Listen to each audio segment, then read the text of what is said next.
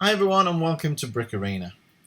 In a recent video I gave you all a number of tips that I use for when I am checking a Lego set to assess whether it's worth buying for my Bricklink or Brickowl store.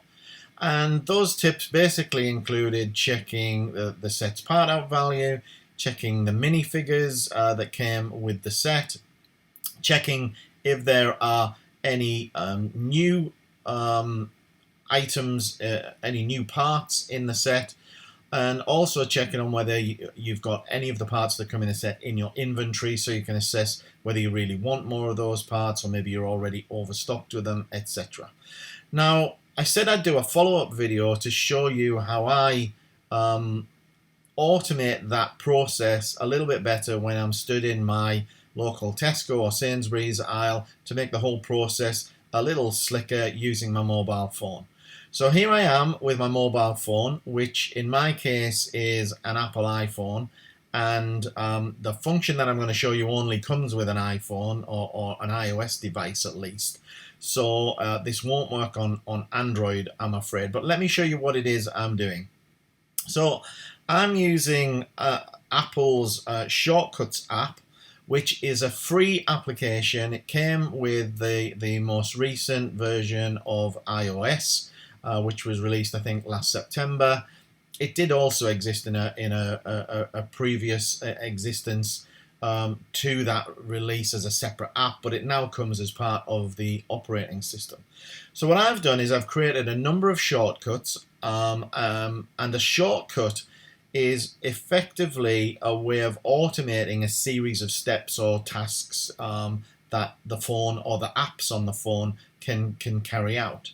So I have a bunch of shortcuts created. All of the ones in orange here are my shortcuts. I have one that is the Lego set checker, one to check part out value, one to list minifigures individually, one for checking the new parts in a set, one for checking the current inventory of the set, etc. And I can use these independently to run when I'm stood in the aisle checking on a discounted set. But the way I make that as efficient as possible is I have one shortcut set up called the Lego set checker. So if I click on that, that asks me for a set number. And I'm going to be using this set, which is 75267. It's the Mandalorian Battle Pack. So I simply type in the number 75267 and hit OK. And what that does is it then launches the Bricklink part out page for that particular set. And I can have a look at the various part out values here and see what value of parts I've got in my inventory, etc. So that is the first step of the process. I want to see what the part out value is for that particular set. All I then have to do is I press done at the top of the screen, and it then steps on to the next step, which is to show me Bricklink with all of the minifigures that come with that particular set. So, you know, I can have a good look at this, see what minifigures come with the set.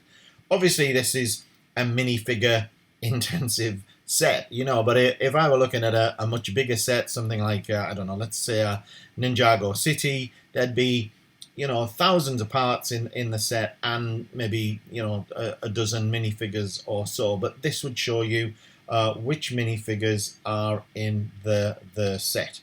So when I'm done with that page and I've extracted all of the information that I want, and keep in mind, you know, I can navigate within here. I can click into that particular minifigure, check the price, etc. Do whatever I want in a normal web browser. And then when I'm happy, I just hit done again, and then it takes me up to the next. So let me get rid of that annoying little message. But it takes me on to the next piece of information that I want to check, which is what are the new parts that come with this set. So for me, in this case, there's only one actual new part.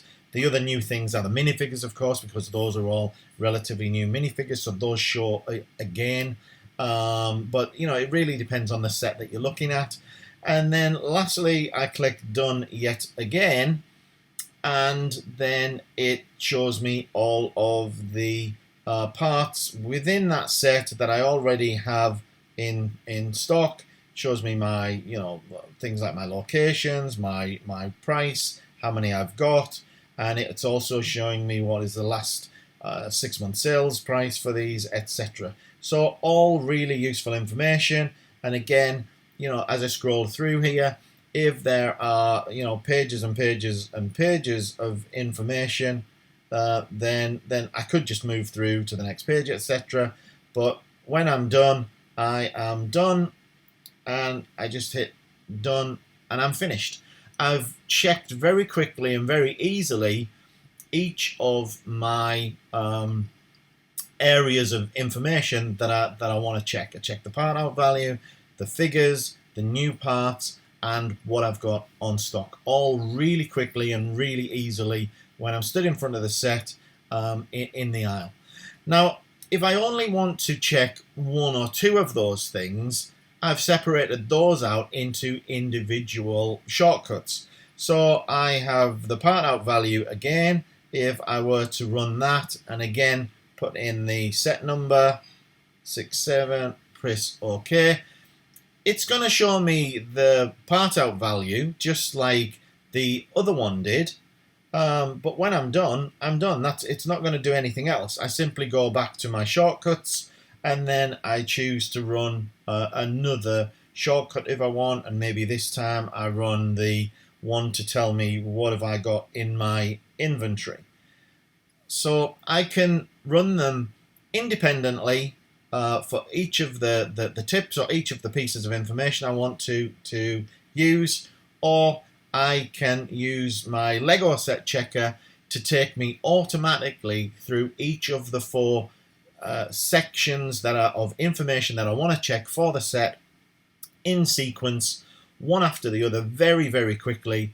If there's anything I don't like about that set, I quickly put it back and I start checking the next set.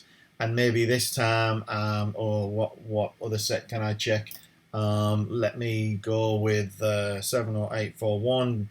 Oops, 70841. Only because I've got a few of these on my desk.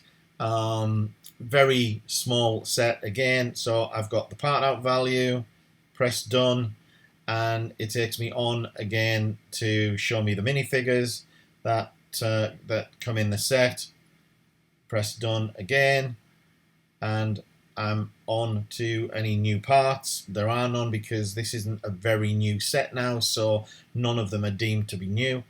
Press done again, and I can see what I've already got, if anything, in my current inventory. And it looks like I didn't have anything there, so it's not checked in that case. So that's pretty much it. I just wanted to show you guys how I am checking these pieces of information that gives me a very informed decision about which sets to buy or not when I'm stood there. I mean, for instance, I think in my last video I showed you a number of sets that I bought from Tesco. In that particular case, there was a whole bunch of sets on discount in Tesco, and to be honest, there were only 2 or 3 of the sets really worth buying to part out. If you'd have just gone on the basis that the sets were discounted by 20 or 30% and just decided to buy them, you know, just because they'd been discounted, doesn't mean that they were going to give you a good return if you part them out for Bricklink. So I hope you found the video useful. For those of you who are using an iOS or an Apple device, you can do these quite easily. Let me show you what one looks like inside of here. So all I'm doing is I have some very simple steps where I ask for the set number. I have some blocks of text which are really the URLs, so I go and run this manually first, capture the URL that would give me this information, and then I capture that as text, but I have a variable in there to provide the set number each time, so that it passes that in and makes the URL a little bit more dynamic. And then it simply goes and launches a web page, and then moves on to the next URL, shows the web page again, etc., etc. Really, really easy to do. So no, you don't have to be a technical wizard to set these up, and it really makes me more efficient in what I'm doing. So I hope you enjoyed the video. If you did, give this a thumbs up, and if you're not a subscriber and you're interested in seeing a few hauls or some Bricklink or Brickowl tips from one Bricklink seller to another, do subscribe, and I'll see you all in the next video. Bye for now.